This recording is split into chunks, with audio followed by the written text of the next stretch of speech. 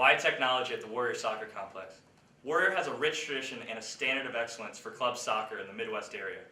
Warrior hosts two tournaments, a Spring Classic and a Fall Classic, bringing in $11 million combined revenue throughout the year. There has been a technology revolution in the past 10 to 20 years around the world, which is why I'm able to broadcast live from YouTube for this presentation, as I am not able to make it. This technology revolution is what we want to bring to Warrior Soccer Complex. There has been continued growth at Warrior, and technology will only help that growth.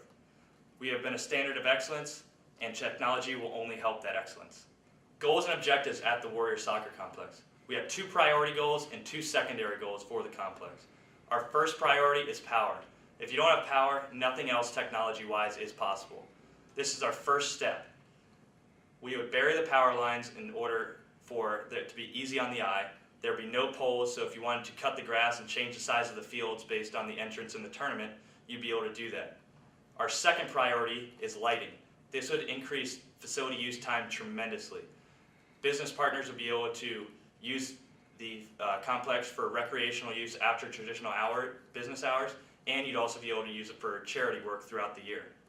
You'd also be able to use the complex for other events such as the Special Olympics, or maybe a bike event, or just walking around on the paths that will be there.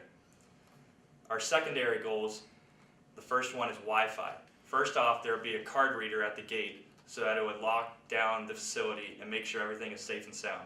There would also be a safe cell phone app for the tournament games. With this cell phone app, you'd be able to see live brackets and see how each team is doing. You'd be able to see stats on each team. You'd also be able to get injury updates and refs. If there was an injury during a game, you'd be able to send a message through the app to the sports medicine tent, and the sports medicine people would be right on the scene and get the player out of there immediately. There would also be a credit card processor for spectators and fans if they wanted to buy souvenirs or paraphernalia for each of the tournaments. Our second goal in the secondary column would be cable. In the plaza area, we want people. And in order for people to stay at the facility, we would need cable and other TVs showing ESPN, breaking news, anything of the such. And now I'll hand it off to Brent for the next section.